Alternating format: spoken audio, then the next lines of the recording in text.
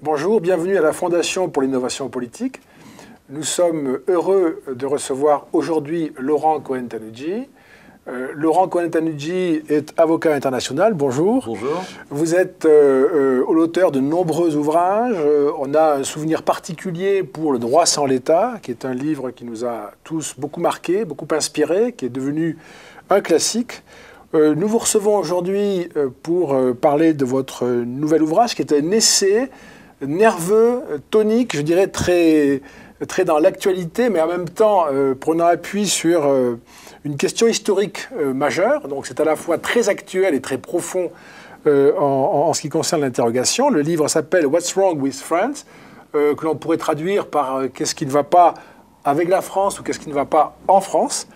C'est un essai qui réfléchit à la situation de notre pays, un peu dans la lignée que vous évoquez dans votre livre de nos grands analystes passés, Stanley Hoffmann, qui est toujours un analyste actif, mais qui nous a donné dans le passé de grandes études, de grands diagnostics du pays, ou encore Alain Perfit. C'est un peu je dirais, la démarche que vous suivez pour ce livre sur notre pays, qui est dans une phase extrêmement problématique, voire très intéressante. On voudrait vous interroger avec Erwan Lenoy. Erwan, bonjour. Bonjour. Erwan, qui, parmi ses activités nombreuses, est le responsable du blog Trop Libre de la Fondation et qui écrit beaucoup et réfléchit beaucoup avec et pour la Fondation. Alors, ma première question, Laurent Cohen-Tannoudji, serait de vous interroger sur, au fond, ce moment français que vous saisissez dans votre ouvrage n'est pas nécessairement un moment inédit, ce n'est pas nécessairement une première. Vous dites vous-même, en témoignant de votre propre parcours personnel, moi ça a frappé ce point-là, vous dites que vous avez déjà connu cette espèce de moment où les Français sont dans une espèce de spleen, d'écart, de rythme différent. Vous le dites à propos de votre propre parcours d'étudiant. Oui, effectivement, je fais référence à la fin des années 70, en fait, lorsque j'étais en train de faire mes études supérieures à Paris, et où il régnait déjà une espèce de spleen qui était... alors, cela dit, je pense que la situation est un peu différente aujourd'hui parce que le pays a quand même vraiment un certain nombre de problèmes concrets et un petit peu de tous les côtés. Donc, il m'a semblé... que le moment était venu, disons, d'avoir un discours j'ai parlé de tonique, un discours de vérité. C'est-à-dire qu'il y a un certain nombre de choses que je pense depuis un certain nombre d'années, mais qui, étaient restées un petit peu en réserve, si vous voulez. Et il me semble qu'aujourd'hui, la situation est suffisamment sérieuse pour que ces choses-là doivent être dites, et dites de manière sans détour. Enfin, c'est ce que j'ai voulu faire, en tout cas. Il y a un point qui est très important, moi je trouve, dans votre livre, sur lequel nous on aime beaucoup réfléchir à la Fondapol, qui est la question des élites au fond. À la fois les élites entrepreneuriales, administratives, mais aussi vous parlez des intellectuels en tant que tels. Et sur les deux versants, je dirais que votre diagnostic, le paysage que vous décrivez, il est, sans utiliser de mots trop brutaux, parce que ce n'est pas du tout le style dans lequel vous avez écrit cet ouvrage, qui est très analytique et de réflexion, mais il y a quelque chose qui ne fonctionne plus, qui est totalement en décalage.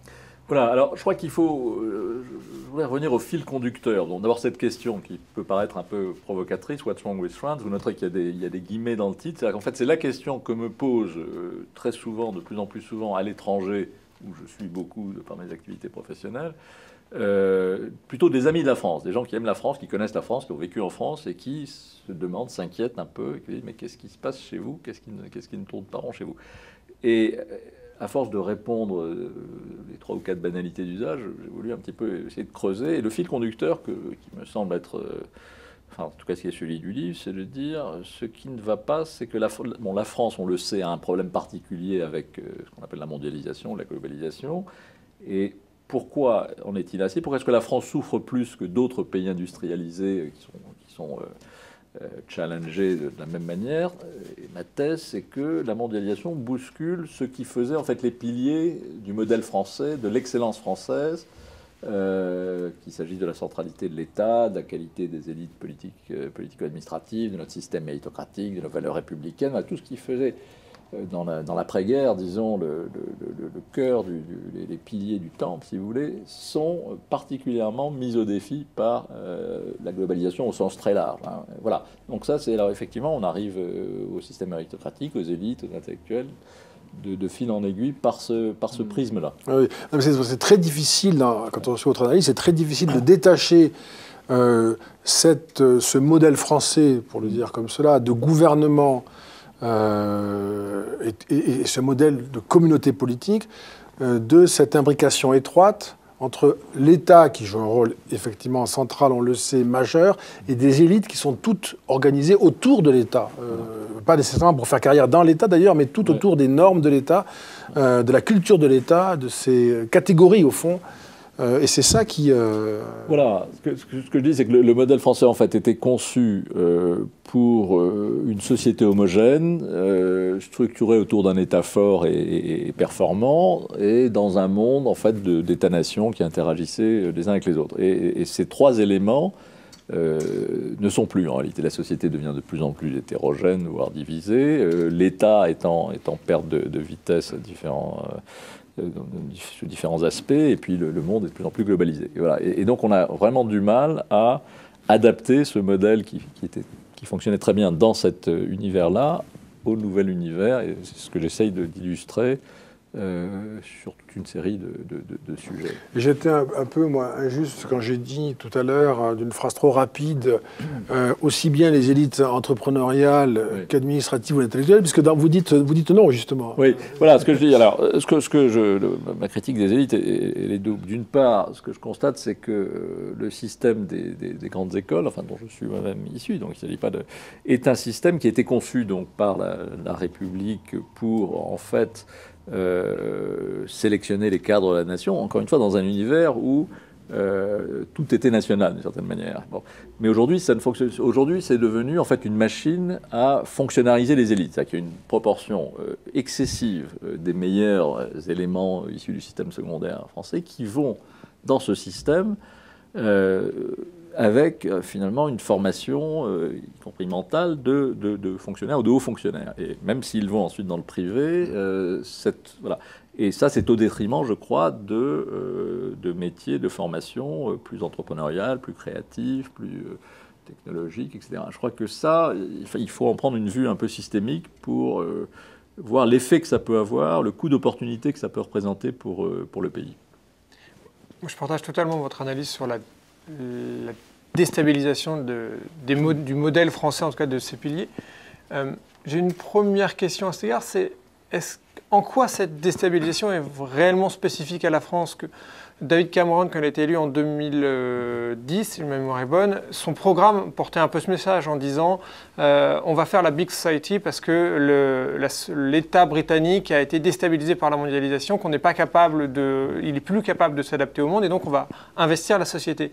Qu'est-ce qui fait que il y a des éléments réellement spécifiques à la France au-delà des pays industrialisés qui sont tous confrontés à ces changements, les pays d'État-providence en réalité? Oui, enfin, il me semble quand même, si vous comparez avec la Grande-Bretagne ou d'autres pays européens, enfin, d'une part, la centralité de l'État et la sacralisation du politique me semble être quelque chose de quand même très spécifiquement français, enfin à ce degré-là, si vous voulez. Donc il y a une espèce de dépendance de l'ensemble du pays, enfin des mécanismes sociaux par rapport à cette sphère politico-administrative qui était pendant tout un moment de grande qualité, mais qui aujourd'hui, j'essaie de montrer pourquoi et comment, on a une vie politique de plus en plus médiocre et on a un rôle de l'État qui est, enfin un État qui est à la fois pauvre, qui ne fonctionne plus. Bon.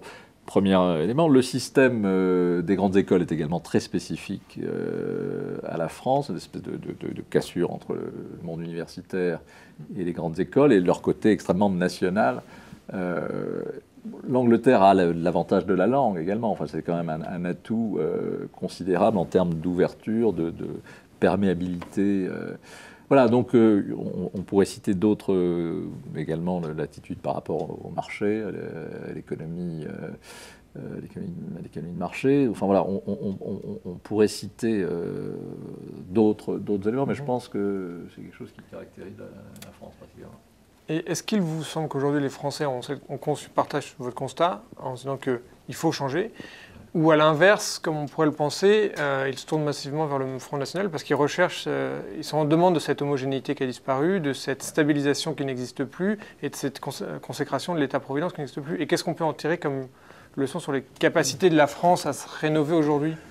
Je crois que vous avez raison. À la fois, bon, il y a une coupure du pays, mais disons que les réactions, et notamment, je crois que les dernières enquêtes d'opinion après les attentats contre Charlie Hebdo et l'hypermarché Cacher, etc., de début janvier, montrent qu'il y a de plus en plus un repli sur soi, une tentation du repli sur soi qu'incarne notamment le Front National. Et ça, c'est quelque chose donc, qui n'est pas nouveau, puisque depuis, enfin, on sait que depuis quand même pas mal de temps, donc, il y a ce sentiment de méfiance ou de rejet de la mondialisation que la classe politique a encouragé, il faut le dire, c'est-à-dire qu'avec ce discours sur la protection, etc., plutôt qu'un discours sur l'adaptation, sur la réforme, on a un discours sur la protection. Et la classe politique, en fait, est partagée, mais en général a plutôt été dans le sens de la protection et de la non-réforme, de l'immobilisme. Je cite. Enfin, je crois qu'on peut prendre la période des 20 dernières années, si vous voulez, comme depuis 1995, disons, les deux mandats Chirac, bon, Sarkozy qui a été une espèce d'occasion manquée, et puis aujourd'hui, voilà. Donc il y a un immobilisme qui finalement s'accorde assez bien avec ce sentiment donc, de nostalgie, de passéisme d'une partie de la société française, et je crois que c'est extrêmement grave parce que si on continue à aller dans cette direction, on va vraiment dans le mur. Quand on vous lit, on se demande si quelque chose qui ne viendrait pas souligner avec force la pertinence de votre analyse n'est pas l'élection présidentielle au suffrage universel direct. Ouais. Hein, si on n'a pas quand même là quelque chose qui radicalise ce modèle français dans sa difficulté à être dans le monde d'aujourd'hui. Effectivement, on a cru moderniser les choses avec le quinquennat, bon, qui a eu pas mal d'effets pervers aussi, mais surtout, enfin, ce qui est très surprenant, c'est combien le pays reste suspendu à cette élection présidentielle, qui est vraiment la clé de voûte du système, et surtout, le salut va venir. Mais quand on voit justement le bilan des 20 dernières années, on a été d'échec ou de déception en déception. Hein, et donc on se dit, bon, jusqu'à quand est-ce que cette société va être aussi dépendante du politique, mais en général de l'État. Alors, il y a des mouvements qui se passent, il y a des évolutions. Bon, la société, une partie de la société en tout cas, est en avance aujourd'hui sur la classe politique, mais ça ne suffit pas, parce qu'il faut quand même faire évoluer, je crois, la doctrine, le modèle idéologique. Et voilà, il n'y a pas de discours, si vous voulez, de la réforme qui soit vraiment assumé. Lorsqu'il y a des réformes, elles se font en catimini, elles se font... et je crois que disons que les partis réformateurs ont été laminés progressivement au cours des 20 dernières années. Aussi. Parce qu'on peut avoir le sentiment que la culture d'aujourd'hui, alors bon, sans idéaliser non plus, mais enfin la culture qui fonctionne dans le monde d'aujourd'hui, c'est non seulement la globalisation, ou alors la globalisation avec non seulement le monde entier, mais aussi les outils technologiques que l'on sait. C'est plutôt quand même la coopération, l'horizontalité, la propagation, enfin, l'élection d'un chef au suffrage universel direct, ça ressemble à un modèle très archaïque quand même, non ? Oui, absolument. Je pense que je vous dis, c'est moins l'institution elle-même que le poids qu'on lui attache, la manière dont elle commande en fait toute une série de mécanismes qui est vraiment la respiration du pays. Et c'est absolument archaïque. Et encore une fois, je dis, il y a quand même une dévalorisation de la fonction présidentielle. Oui, et paradoxalement, ça n'a pas l'air d'avoir un effet véritablement sur le fonctionnement de la vie politique. Mais parce qu'il y a aussi ce que vous analysez beaucoup dans votre livre, qu'on n'analyse pas assez, je trouve, c'est le rôle du quatrième pouvoir. Oui. Qui, de ce point de vue-là, vous a intéressé, parce qu'il y a un effet, alors on généralise toujours avec injustice, mais enfin, il y a un effet quand même pernicieux. Il y a un chapitre qui s'appelle « Le roi est nu ». Bon, une fois qu'on a analysé on peut appeler le dépérissement de l'État, pour prendre une expression célèbre et la dégradation de la vie politique, on se dit, bon, est-ce qu'il y a dans la société française des institutions démocratiques, enfin les autres institutions d'une grande démocratie qui permettraient de contrebalancer en fait cette espèce à la dévaluation de la fonction présidentielle, etc. Donc, ces institutions, c'est quoi? C'est le Parlement, c'est l'autorité judiciaire, c'est la société civile, ce sont les médias. Et on s'aperçoit que les progrès qui, de mon point de vue en tout cas, avaient été faits dans les années 80, disons. On avait évolué vers une démocratie plus moderne, plus pluraliste, avec la montée en puissance du Conseil constitutionnel, des autorités administratives indépendantes, du droit de manière générale. Tout ça, finalement, est retombé un peu comme un soufflet. C'est-à-dire que les réformes tendant à revaloriser le Parlement, à réformer la justice en profondeur, n'ont pas vraiment abouti à modifier fondamentalement le système, à part peut-être le contrôle de constitutionnalité qui fonctionne bien. Les médias souffrent de toute une d'une part de la difficulté économique du secteur et puis d'une profession journalistique qui reste quand même justement insuffisamment professionnelle, me semble-t-il, avec insuffisamment d'esprit critique, etc. Voilà, donc d'où le roi est nu, parce que à la fois le système, si vous voulez, des débuts de la Ve République, un exécutif fort qui dominait, etc., est en perte de vitesse sérieuse, et l'idée le modèle alternatif d'une démocratie pluraliste, plus moderne, un peu à l'américaine, etc., n'a pas véritablement pris, et donc on se retrouve dans cette espèce de désert à la fois idéologique et institutionnel. Avec une presse qui a une passion marquée pour un jeu politique lui-même en crise. Donc on a quand même une presse qui tarde à embrayer sur des questions autres que le jeu politicien. Oui, c'est ça, il y a des jeux de miroir en fait, entre le politique et la classe médiatique. Il y a une fascination réciproque. Les politiques sont de plus en plus dépendants des médias. Je cite un psychanalyste qui fait une analyse excellente là-dessus, sur les jeux de miroir entre politique et médias. Mais des deux côtés, en fait, il y a cette espèce de fascination réciproque et tout ça au détriment d'un discours de fond, enfin d'une vision de fond et du leadership, en fait, qui est en fait de la part des politiques de montrer la voie sans trop se soucier de ce que va penser l'opinion au départ ou de ce que l'image que renvoient les médias. Et leur destin est très lié d'ailleurs, puisqu'on a bien, je ne vais pas poursuivre dans votre ouvrage, ça, mais enfin on a bien une crise des électorats, une crise d'électorat, une crise de défiance à l'égard des deux professions. Enfin, le sentiment qu'aucune des deux ne fait son travail de représentation ou de mise en représentation, c'est un sort très, très, très comparable. Hein. Oui, absolument. Les deux vraiment ont partie liée. Ce que je trouve très intéressant dans votre livre, c'est qu'on sent bien qu'on arrive à un moment où on est au bout d'un système. À la fois, et vous le montrez bien, à la fois économiquement, politiquement, les institutions, on vient d'en parler. La question que j'avais, c'est qu'à la fin de votre livre, je ne savais pas si je devais être optimiste ou pessimiste. Me disant, est-ce qu'on va s'en sortir ou est-ce que, décidément, on va rester figé? Et ce qui m'amène à une autre question, c'est j'ai un peu l'impression que l'une des faiblesses des réformateurs aujourd'hui, c'est de ne pas expliquer comment on peut faire cette réforme, puisque chacun a l'impression que la réforme va encore plus déstabiliser sa situation personnelle, et que dans un pays où les gens se tournent vers le Front National pour être rassurés et être stabilisés, la réforme apparaît encore plus déstabilisatrice. Est-ce que vous pensez qu'il y a quand même une voie, ou alors il faut faire ses valises et... Non. Enfin, moi j'ai essayé quand même d'être optimiste dans le dernier chapitre. Alors, c'est pas un livre du tout, je crois que vous l'avez bien noté, c'est pas du tout un livre technocratique, donc il n'y a pas de recette technocratique, il n'y a pas un catalogue de réformes à faire. Je suis plutôt centré sur un certain nombre de grands chantiers, notamment l'école, notamment l'enseignement supérieur. Mais sur le plan politique, si vous voulez, je crois que on ne s'en sortira pas sans une formation politique d'abord qui assume le discours de la réforme et qui, voilà, je crois que ce que je dis aussi, c'est que le clivage, bon, on le sait depuis longtemps, mais ça n'est pas vraiment dit, le clivage droite-gauche a perdu évidemment de sa pertinence. Le vrai clivage aujourd'hui, c'est entre ouverture et fermeture. Et ce clivage-là, il traverse aussi bien la droite que la gauche. Et donc, enfin, ouverture à la fois au monde, à l'Europe, à l'immigration, au changement de société, à toute une série de choses.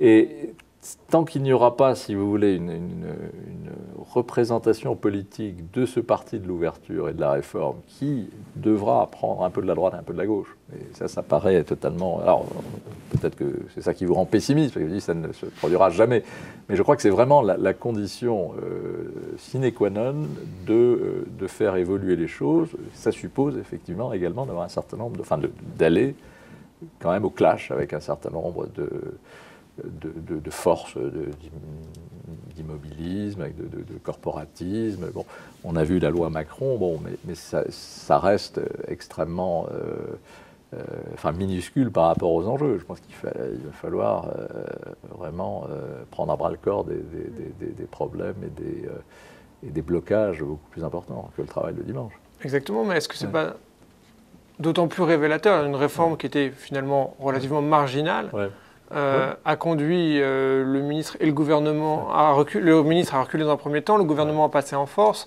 L'opposition, dont on pouvait attendre peut-être un soutien, au moins sur le fond, a s'opposé assez fermement. Et une réforme qui, en réalité, était relativement marginale, a échoué pour faire probablement la voie pour les réformes dans les 2 années à venir encore. Donc, alors ça illustre effectivement la gravité du problème et notamment le fait que la classe politique n'est pas à la hauteur, tout simplement. Je serais peut-être, moi, pour ma part, c'est pas le sujet, mais moins sévère avec la loi Macron par sa dimension culturelle et par le fait, par ce qu'elle témoigne comme effort à la gauche cette fois-ci, tout à fait. qui est quand même là sur une espèce de contre-pied. C'est le bas de Godesberg dont vous parlez dans votre livre. Tout à fait. Non, je suis d'accord de ce point de vue-là. C'est quand même, il faudrait que la droite fasse le même effort, symétriquement bien sûr, pour aller vers... Moi je suis très convaincu, comme vous, par la nécessité de construire une force qui soit capable de réunir les éléments dynamiques et intégrés dans le monde d'aujourd'hui de la société française. Les institutions nous rendent la chose compliquée, ça comme vous le savez bien. Il y a un point qui est très réussi dans votre ouvrage. Moi, je suis frappé par cette formule que vous avez employée pour le chapitre 8, « Retrouver la France ». C'est une phrase que moi, je ressens comme une vérité, c'est-à-dire... cette France qui réussit, en fait, c'est la France. Il y a quelque chose il y a une forme d'étonnement à voir que nous avons dévié d'une sorte de destin qui est quand même le nôtre. Parce que la formule « retrouver la France », elle est très claire. Absolument. Et je crois qu'il y a aussi, alors c'est vrai qu'il y a une nostalgie, bon, à la fois d'un espèce de passé mais il y a une nostalgie justement de cette grandeur de la France qui est là. Donc je crois que si une formation politique, ou d'autres, donne à voir cette réussite française qu'on voit très bien à l'étranger, par exemple. Parce que on se plaint du fait que les étudiants partent à l'étranger ou les entreprises, mais c'est quand même aussi la présence française à l'étranger qui est, en fait, et les Français de l'étranger sont beaucoup plus optimistes, beaucoup plus dynamiques que ceux voilà.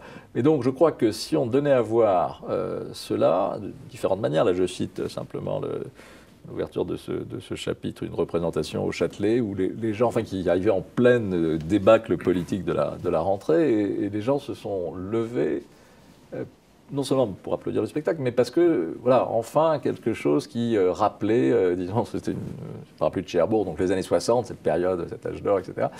Mais c'est ça dont on a besoin aussi. Il y a cette grandeur française, il faut la faire revivre, il faut la retrouver, et elle n'est certainement pas dans ce que propose le Front National.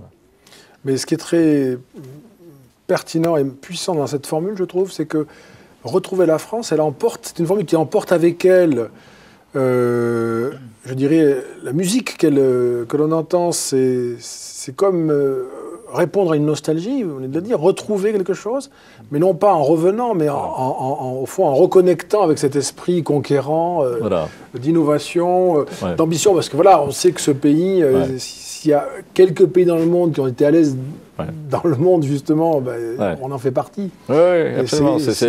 Alors justement, dans le chapitre sur les intellectuels, il y a un chapitre qui dit donc, où sont passés nos intellectuels, on se dit, bon, où est la relève, et on s'aperçoit que les intellectuels d'aujourd'hui, non seulement ont une audience internationale beaucoup moindre que les Sartre, les Camus et tous les autres, mais surtout leur sujet c'est la France uniquement, et dans une espèce de rétrécissement du champ de vision.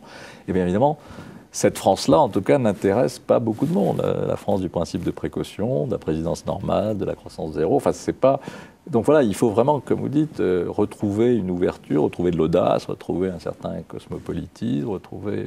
Voilà. Mais ça, c'est la France. Vous pensez que ça va se faire parce que la société française le voudra, ou que ça ne se fera pas parce que les institutions ou la classe politique parviendront à empêcher cette éclosion? C'est moi ce que j'espère. Enfin, je crois qu'il y a des ferments. On sent que les choses peuvent bouger. Ce que j'espère, c'est qu'il y ait une conscience suffisante qu'on a vraiment atteint, touché le fond, qu'il y a un véritable risque dans les 2 ans qui viennent, pour qu'il y ait à la fois des discours de vérité, comme moi j'ai essayé de le faire, mais également que les politiques, enfin au moins certains d'entre eux, acceptent de transgresser un certain nombre de tabous pour véritablement tenir un discours clair à l'opinion et prendre quelques risques pour... voilà, je pense que Manuel Valls le fait peut-être actuellement, peut-être que quelqu'un à droite pourrait le faire aussi, peut-être qu'ils pourraient travailler ensemble. Voilà, mais je pense qu'il faudra que quelque chose de cette nature-là se passe, et je crois que franchement que la situation le justifierait. Moi, je voulais juste revenir vraiment sur... Ce que dire retrouver la France, que la formule en effet est excellente, et elle me rappelle celle que vous avez au début sur les États-Unis, qui dit que les États-Unis aujourd'hui ont la capacité à inventer le monde. Ouais. Ce qui est très vrai, ce qui est vrai dans la manière de penser le monde et dans la manière dont nous vivons tous les jours. Facebook, Google et autres, ce sont les États-Unis qui le font. Et pour répondre à la question que je posais tout à l'heure, en fait, c'est en ça que votre message est optimiste, c'est-à-dire que vous nous dites que la France pourrait le faire à nouveau aujourd'hui. Il me semble que ça peut se faire notamment par les plus jeunes. Il y a aujourd'hui de très nombreux entrepreneurs en France, oui, très jeunes, et Internet permet ça. Et Internet accélère cette déstabilisation de l'État français administratif et en même temps libère aujourd'hui des énergies qui étaient, à mon avis, contraintes jusqu'à maintenant. Oui, non, c'est exact. Moi, je le constate aussi. Les jeunes générations préfèrent l'entrepreneuriat, même lorsqu'elles ont la possibilité d'occuper ces espèces de fonctions de mandarin ou d'apparatchik dans les grands groupes, etc. Et ça, je pense que c'est un vrai signe de changement. Et là aussi, donc, ça met en porte-à-faux le modèle français, qui est un modèle très hiérarchique. Voilà. Donc,